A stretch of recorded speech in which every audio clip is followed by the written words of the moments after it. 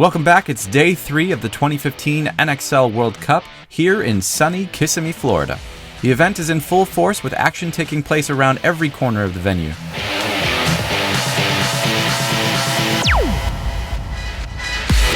Spectators and players alike are taking advantage of the free giveaways, signings, games, and delicious food that are all on site.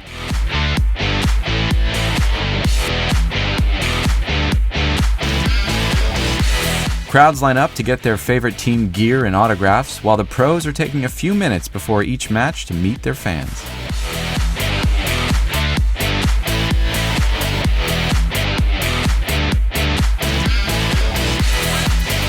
As all the action was taking place off the field, the divisional tournament is well underway. With the World Cup title on the line, the top teams from each division battle it out for a spot into Sunday.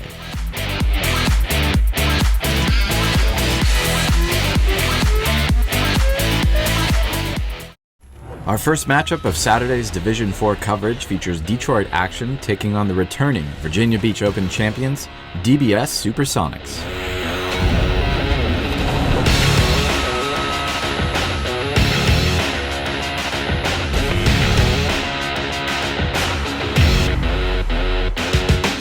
Detroit Action comes out strong with an early push, taking the first 2 points of the match.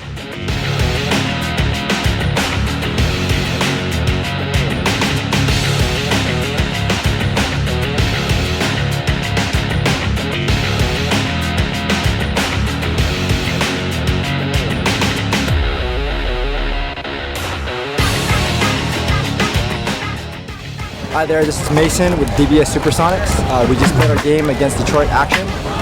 It was a great game. They played hard. They actually just killed us in 2 games right off the bat, and we just had to come back hard and win the game. The Supersonics wouldn't be taken easy, as they would fight back, bringing the match to a 3-3 tie. With only 13 seconds remaining, a last-second push by Supersonics proves successful as they hit the buzzer to take a miraculous comeback win. 4-3. DBS Supersonics would move on to the Ocho finals, while Detroit Action is sent home. In our second featured Saturday lineup, we have Struggle Bus from Ohio taking on North Texas Shockwave. Shockwave forces their hand early, getting an early kill as they begin their dominance in the Snake.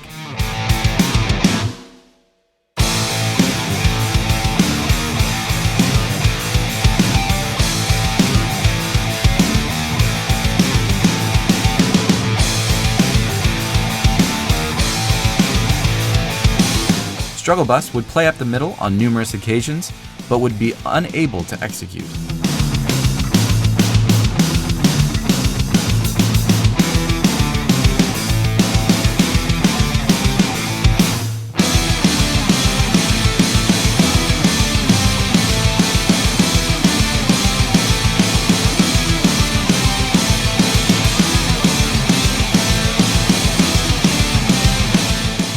Hey, I'm Aaron Miller. I play for North Texas Shockwave.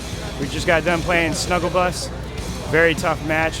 Had to control the field, shoot real strong lanes. It was tough, you know. They had their guns on point. Down bodies, we just had to make smart moves and then control the field. Doing that, we were able to come out on top with that 4-0. That's what we did.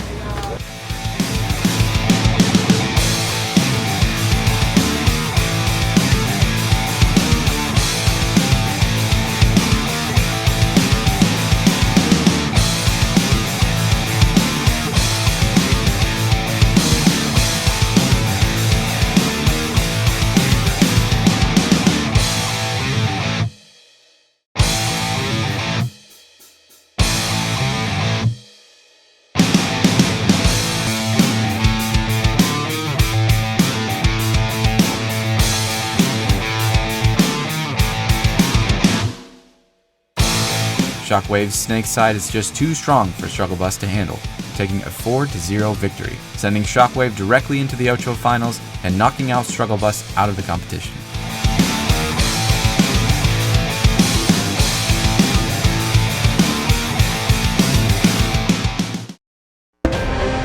I've used the Spire since its creation, 2012, so I've used it for every single tournament since then. I love the Spire because it's reliable, it's lightweight, and it always works. And the reality is you want a loader where you never really notice it. The only time you notice a loader is when it doesn't work. With the narrow shape, I can easily kind of whip it around with one hand and still see where I'm shooting. It is ridiculously light. It makes a difference on your snap shooting, it makes a difference on your running, it makes a difference in your crawling. Yeah, you know, we're only talking about ounces, but in the grand scheme of things, you want to be as fast, as agile as you possibly can be, and the Spire definitely leans towards that.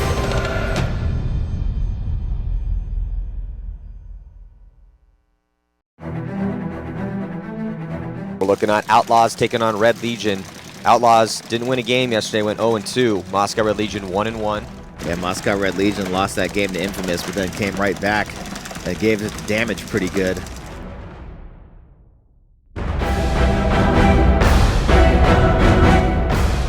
Outlaws lose a body from the Dorito side early to start the match, and are unsuccessful when attempting to make the early snake push. Outlaws getting in the snake. That's Osborne. Oh, and Osborne gets taken out immediately as soon as he gets in there. Just one body left alive for the Outlaws now. Here comes the push from Moscow Red Legion. Through the middle and down both wires. And it's going to get too small in there for Cody Mikowski.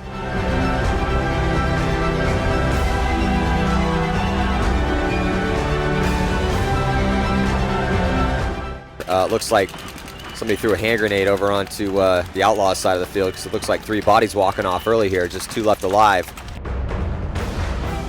An early penalty on Outlaws would doom them in the second point and set up a quick 2-point lead for Red Legion. And again, the Outlaws did not win a game yesterday. They went 0-2, though they did show some signs of life, Todd. They're getting into good spots, and I thought Cody Mikowski's playing well. I thought Osborne had a couple good points, but just not a lot of consistency out of the Outlaws and still getting too many penalties. Yeah, Philly Shredder in Snake 2, mirrored up with Colombo. There he is, and he's going to launch. Now he stops, tries to shoot cross field. Colombo's looking inside now. Philly Shreds looking inside as well. And here comes Colombo, is going to cut in and run the highway. Beautiful move by Fabrice Colombo. And Colombo polishing off this point here. And now Moscow going to take a 3-point lead.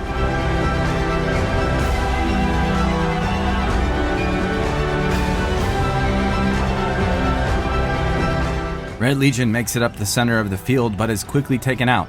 Bodies for the Outlaws would soon drop, and Red Legion continues their push down the field.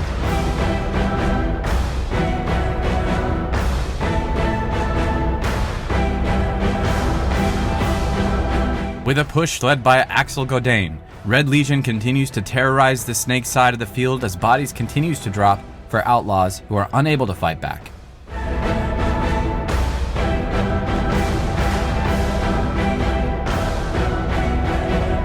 Down by 4, the Outlaws were eager to make something happen, but the off-the-break shooting by Red Legion, along with a penalty against the Outlaws, would soon extend their lead to 5.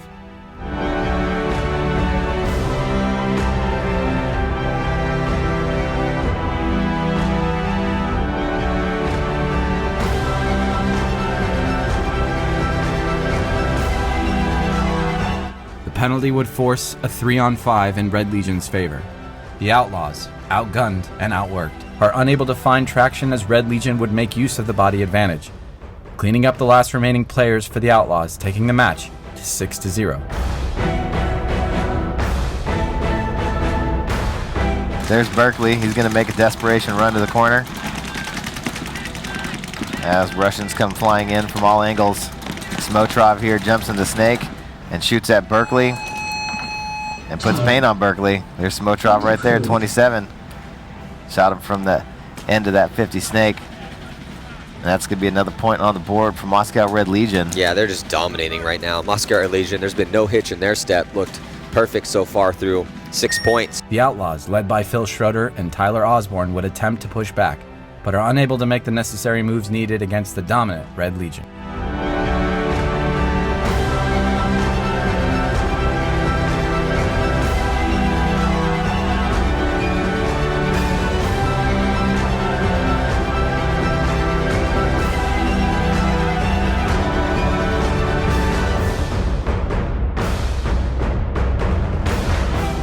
The aggressive play by Red Legion is too much for the Outlaws to handle. Red Legion puts up 7 straight points with a struggling Outlaws. Moscow Red Legion just running and gunning, moving up the field at will, shooting people off the break.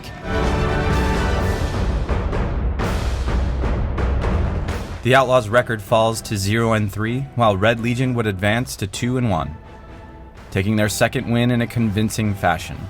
They look stronger than ever as they go into their match against a 2-1 Edmonton Impact.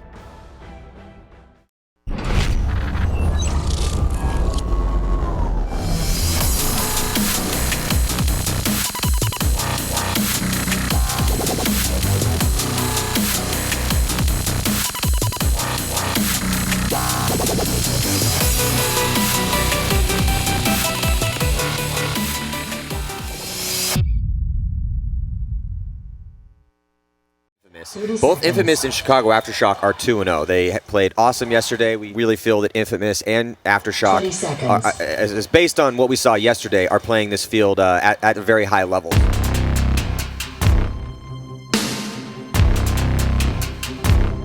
Aftershock and Infamous come out to play their first point. Both these teams undefeated so far here at the NXL World Cup.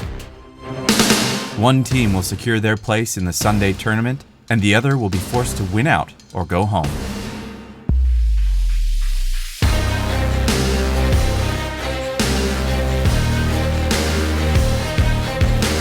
Infamous stuck in the pocket right now and getting pinched, not able to get out here wide as the remaining players from Aftershock are doing a good job of flooding those lanes with paint over here, Snake side of the field. Off the break, Aftershock contains Infamous from going out wide, but eventually allows Alex Goldman to get into the Snake. As Alex Goldman makes his move and gets into the Snake insert bunker.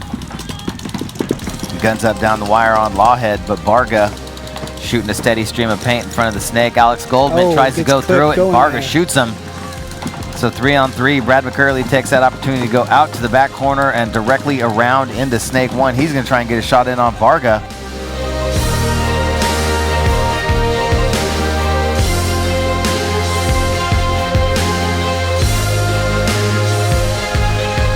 Brad McCurley applies pressure in the Snake, allowing teammate Zach Patient to move his way up the Dorito side.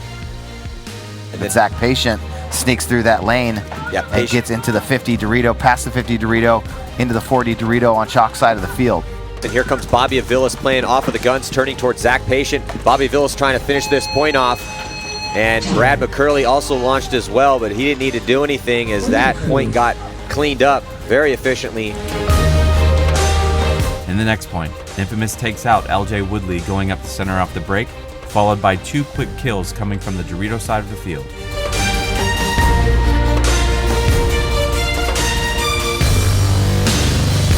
So now Drew Templeton getting up into the center. This is what we were just talking about in that last point. But Drew overextends and wraps around and gets caught, so he's going to have to run back. And Infamous spreads the field to both corners, but is quickly matched by Aftershock.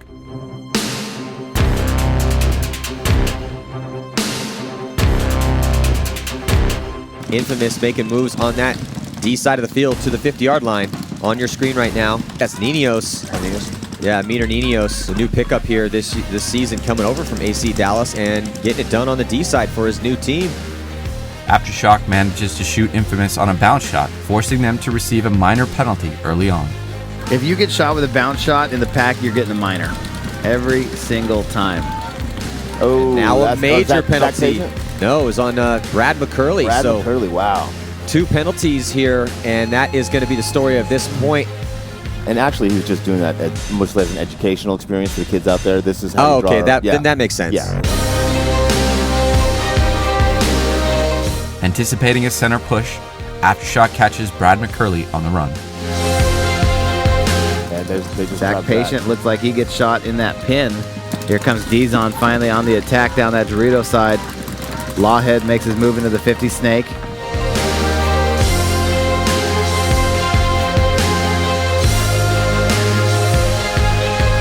Here Here comes a big move by Alex Goldman. nice What an move, amazing, Al. blowing this game open. It looks like he's going to take it to a one-on-one because I think Damian Ryan might have got pinched out by Dizon, who's still alive over there. No, Damian Ryan is still alive.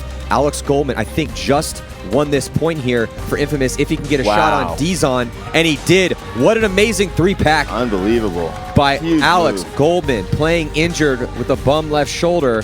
And my God, Todd, that was an amazing move. Just Lawhead dropped the ball over here. He shot Sosine, then Barga, then Lawhead, then Dizon. Godlike. And that's got to just Unbelievable. crush Aftershock, right? Up 5 bodies to 3. Yeah. And to lose that's going to be tough. Beautiful job. That was the best move we've seen so far at this event, I think by a wide margin from Alex Goldman.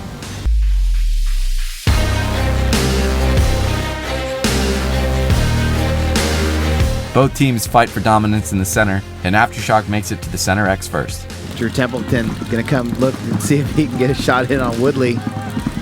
Stands tall over the top. And he gets him.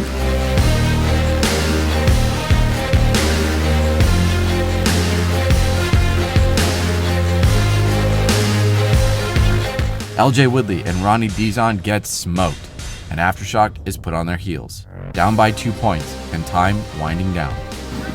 It was just Callie on him for a bit. I think Callie was the one that had to have picked him off.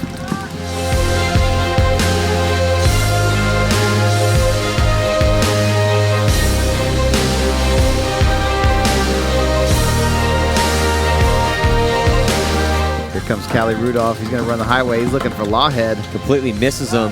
He gets shot, but Lawhead gets shot trying to deal with that. But on that, Alex Goldman gets shot as well. So it's been whittled down, I believe, to a one-on-one here.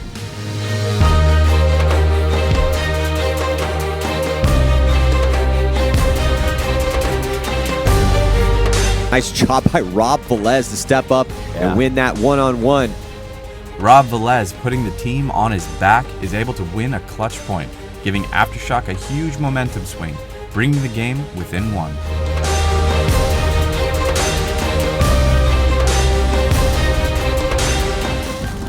Infamous on your screen, going all the way to the snake off the break.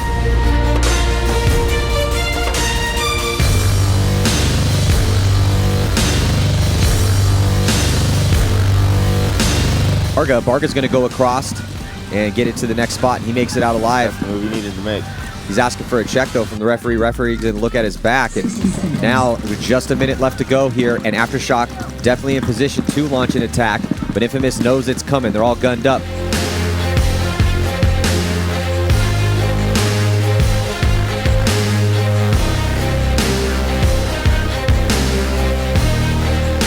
Barga gets shot out of his spot. That's a bad death, and that was a nice shot by Damian Ryan, Ridge.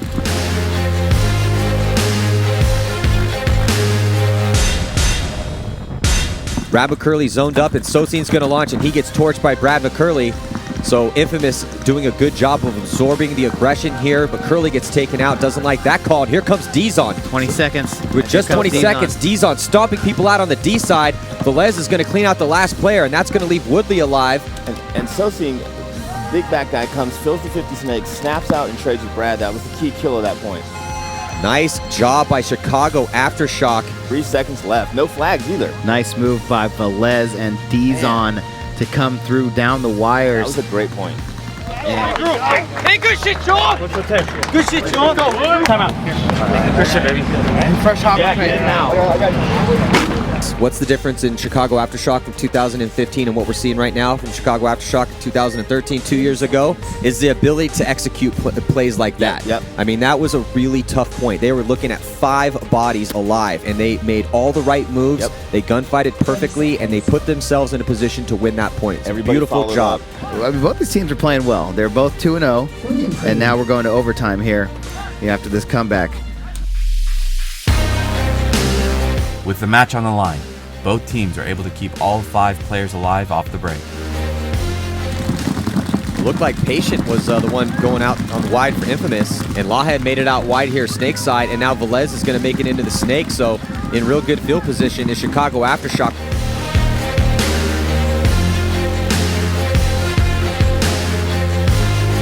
First body to drop is Brad McCurley for Infamous, and now Velez into the 50-yard line of the snake.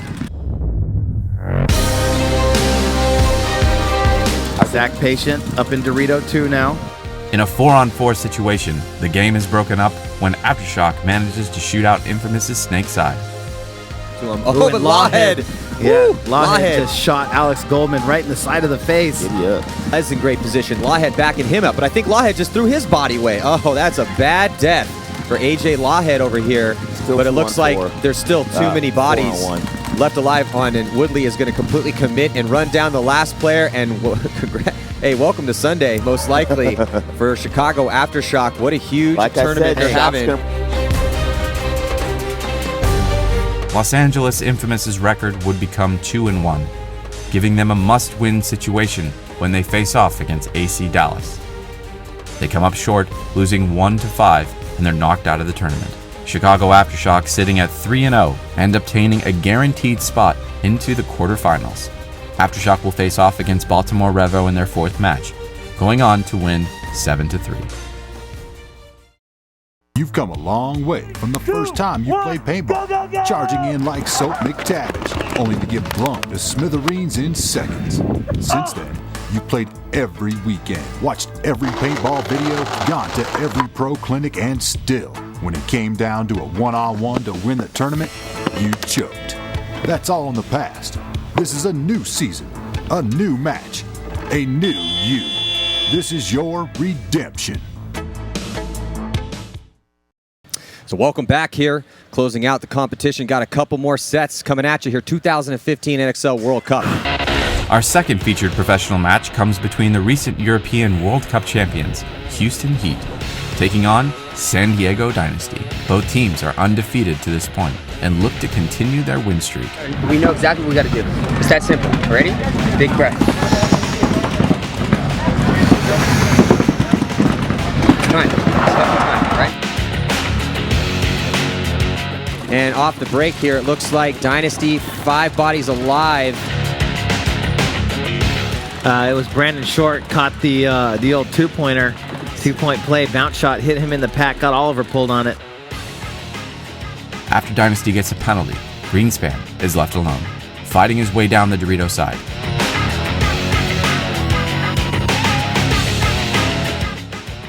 So that's a quick one for Houston Heat because that penalty is on Brandon Short. You see that? Top? Yeah, the ball hit him in the pack off the bounce shot.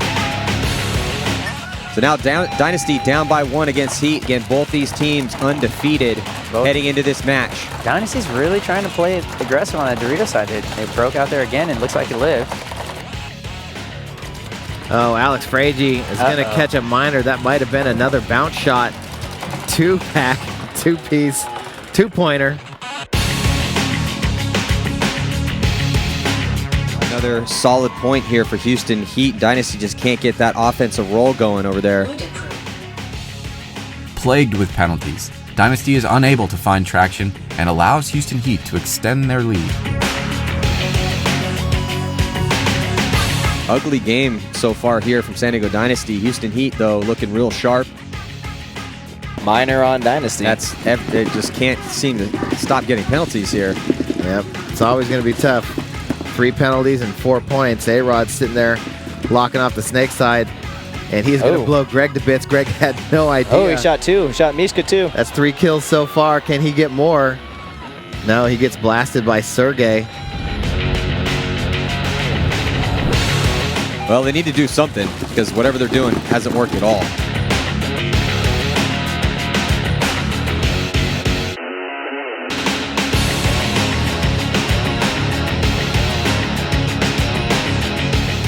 With the help of Marcelo Margot and Alex Rodriguez pushing up the middle, Dynasty shows life as they put their first point on the board.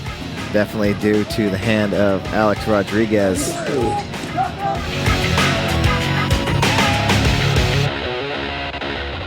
Oliver Lang trying to get sneaky up there in the middle, though. He's going to low crawl all the way to the A. I'm not sure if anybody picked him up.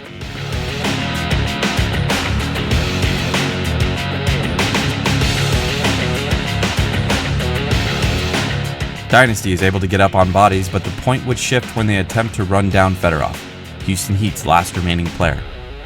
He's still alive somehow. Still alive. And he's going to pay the toll. So Fedorov pays the toll. He's yelling at Ryan Greenspan. Ryan Greenspan did get shot as well, but it doesn't matter. But Fedorov's begging for a call, not going to get it.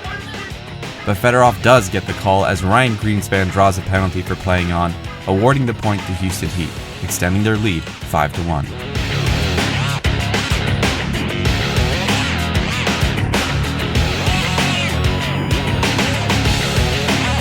Alex Rodriguez makes it all the way up to Houston Heat's side of the field, but Dynasty falls short and are unable to capitalize off of the dominant field position. And he looked poised to attack from there, but he ended up getting picked up by Fedorov. Nice work by Fedorov to contain the aggressive push. Let Short get in the snake, though, and he's all the way on their side of the snake now. Yeah,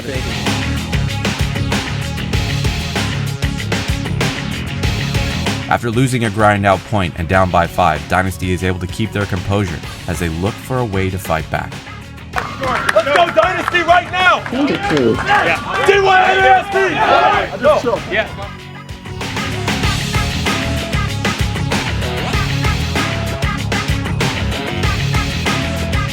Rodriguez down the center of the field yet again, but does not notice Fedorov in the snake and gets taken out. God damn it, man. Blake Yarber advances down the Dorito side, successfully dropping a shot in on Fedorov. Oh, get him out! Blake's still alive. Sergey gets shot as well. It's just Bierdnikov over here. A little bit. Blake now pushing up, and looks like Malloy's lost him. Yeah, he's definitely lost him. Oh, he's going to make a bad move. Yep, great job, Blake What Yarber. an amazing job by Blake Yarber. I think Blake got a 4-pack on that It looked one. like it to me. Yeah, baby, let's... Yeah, Blake! There we go, Blake! DYNASC! DYNASC! Let's go, man! Oliver, we have 4 minutes, dude. We got plenty of time, actually, Four dude. points. We need 4. 4 points separate these teams. 6-2 is the score, and just under 4 minutes to go. A strong Dorito push by Dynasty would give them a quick point, cutting Heat's lead down to 3.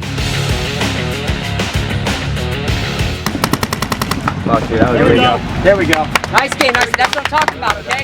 Solid all around. Each guy's solid, just enough. Let's go, Dynasty! DYNASC! What side? We'll be on the same side. Now let's go, Heat! Hey, get smart point right now, boys.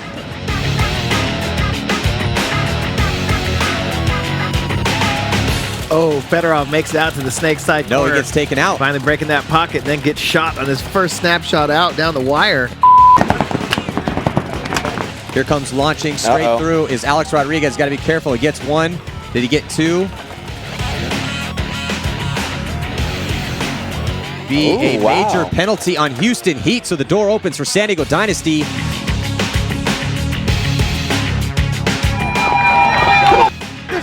Let's go! Work with Fedorov. Hey, play to win the game. Let's go, George.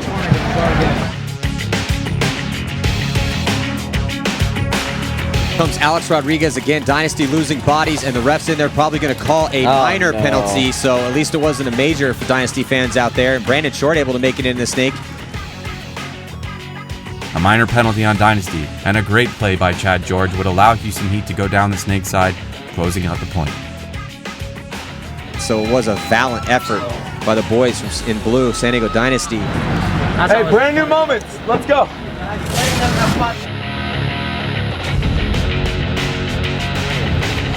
Minute 30 seconds and a major penalty immediately on Dynasty on player running out to the corner. Dynasty's major penalty would seal their fate. With a minute remaining and down 8-4, they are unable to fight their way back. Yeah, I got shot off the break and I asked them to come check me. Point of truth. 10 seconds. Hey, Tim! Kill those guys, Tim! Tiger! Tiger! Tiger! So He shed. Absolutely. On the breakout here with 40 seconds to go, and here comes now Oliver Lang up into the center. And Oliver's going to look underneath that center structure.